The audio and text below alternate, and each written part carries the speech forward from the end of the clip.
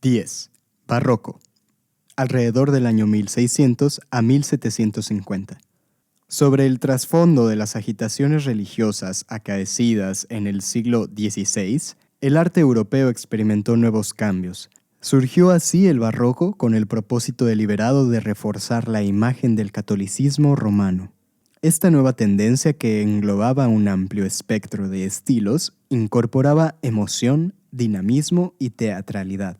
Y, en especial, en el campo de la pintura, engendró nuevos modos de reflejar la luz y las tonalidades. Las tensiones religiosas habían comenzado con la Reforma protestante en los albores del siglo XVI, gracias sobre todo a la invención de la imprenta por parte del tipógrafo alemán Johannes Gutenberg, alrededor del año 1398 a 1468. En la década de 1450, el pueblo llano pudo comenzar a leer.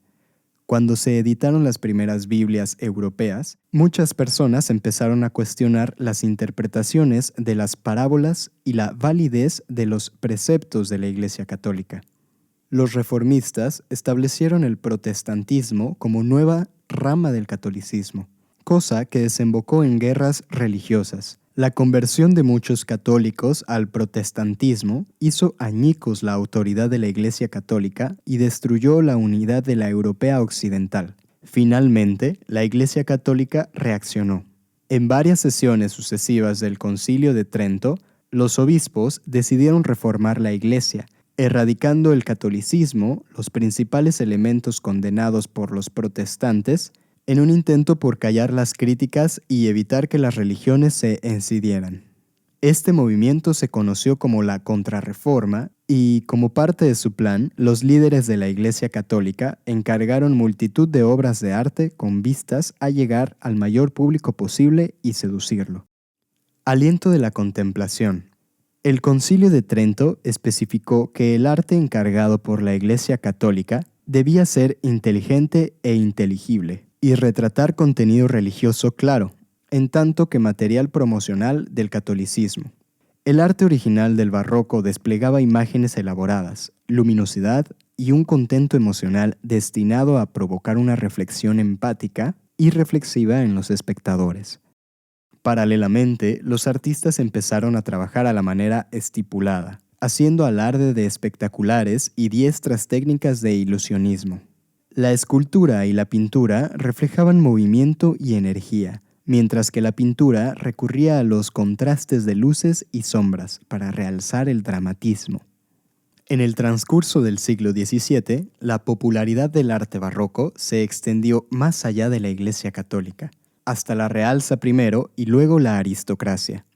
En la fecha, algunas familias reales europeas pugnaban por mantener la creencia de sus súbditos en el derecho divino de los reyes, y unas imponentes pinturas, esculturas y arquitecturas contribuían a la causa.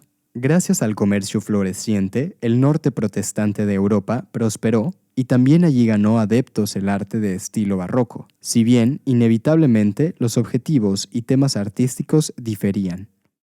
Habida cuenta la disparidad de razones para su producción, el barroco pronto englobó una amplia gama de estilos. En unas zonas se tornó más extravagante, mientras que en otras se refrenó para amoldarse a gustos más comedidos. El emotivo arte italiano, por ejemplo, contrastaba con las interpretaciones más conservadoras de los Países Bajos. Aún así, las características comunes seguían presentes, a saber, el realismo, el patetismo, la estimulación de los sentidos y unos efectos luminosos radiantes. En muchos aspectos, el arte barroco surgió como reacción a las estilaciones del manierismo, además de para promover el catolicismo romano. Perla irregular. Barroco es la forma portuguesa de nuestro barrueco, que significa perla irregular. Como la mayoría de etiquetas artísticas, el término lo acuñó la crítica a posteriori, y en un principio se empleó para demostrar las extravagancias y el detallismo excesivo de este estilo, aspectos que contrastaban enormemente con la armonía y coherencia del Renacimiento pleno. El Santo Entierro, también conocida como Descendimiento de la Cruz. Esta pintura muestra a Nicodemo y un ayudante descendiendo a Jesús en la tumba tras su crucifixión. Afligidas por el pesar, las tres mujeres alzan los brazos al cielo. Las 6 figuras están densamente agrupadas en la composición, recortadas sobre un fondo negro, símbolo de la muerte y del sufrimiento. El cuerpo de Jesús, pese a ser la figura situada más baja, ocupa más o menos el centro del lienzo, mientras que las otras figuras componen una diagonal dinámica que se extiende hacia la derecha. Este cuadro condensa todos los aspectos definitorios del barroco: claroscuro o luces y sombras muy marcadas, figuras retorcidas o en movimiento, emoción, drama y elementos contrastantes en la composición que generan tensión. Imagen El Santo Entierro, de Caravaggio, 1602 a 1603, óleo sobre lienzo. En Italia, Francia y España, el arte barroco buscaba apelar a los sentidos y continuó siendo espectacular, intenso y teatral, evocando intencionadamente respuestas emotivas. En los países nórdicos, en cambio, con la popularización de este estilo entre los ciudadanos más opulentos, los artistas tuvieron que traducir las ideas de otro modo.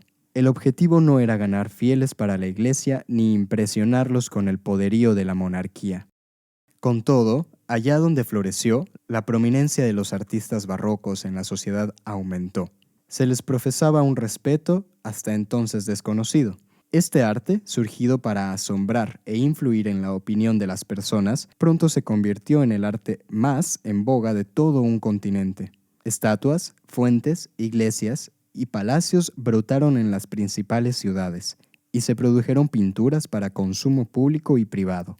Los lienzos alegres y coloridos de Aníbal Carracci, 1560 a 1609, contribuyeron inicialmente a establecer el barroco en Italia. Las pinturas apasionadamente realistas de Caravaggio, 1571 a 1610, con sus exagerados efectos de claroscuro, plasmaban la angustia humana. El principal escultor barroco, y que influyó en gran manera, fue Gian Lorenzo Bernini, 1598 a 1680. También arquitecto, dramaturgo, pintor y escenógrafo. Su obra reflejaba un sentido del espacio y unas impresiones del movimiento peculiares, elementos ambos que pronto permeaban en la mayor parte del arte barroco.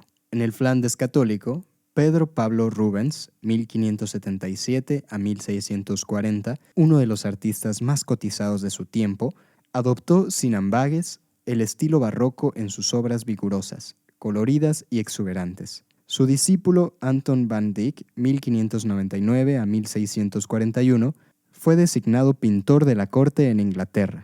Nicolas Poussin, 1594 a 1665. Se consagró como el pintor francés más importante e influyente del siglo XVII. También en su caso, pese a su aspecto distinto a la mayoría de obras barrocas, su obra plasma la vitalidad, la sensualidad y la tensión.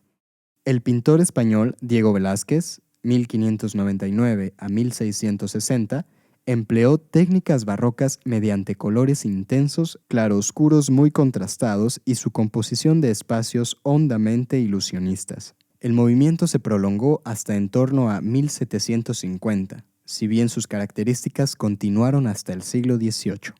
Frase de Pedro Pablo Rubens: mi talento es tal que ninguna empresa, por grande que sea, ha excedido mis poderes creativos. Cronología: alrededor del año 1599 a 1600. Judith y Holofernes, por Caravaggio. Año 1628. Velázquez y Rubens se conocen en Madrid. Año 1635. El banquete de Belshazzar, por Rembrandt. Las Tres Gracias, por Rubens. Se envía a Roma el triple retrato de Carlos I de Inglaterra, de Van Dyck, para que Bernini moldee un busto. Año 1641. Poussin es designado pintor oficial de Luis XIII de Francia. Año 1647. El éxtasis de Santa Teresa, por Bernini. Año 1648. La Sagrada Familia de la Escalera, Poussin, y Embarcación de la Reina de Saba, Claude. Año 1650. Retrato del Papa Inocencio X, por Velázquez. La idea en síntesis del barroco: vida, luz y efectos dramáticos inspiran emociones.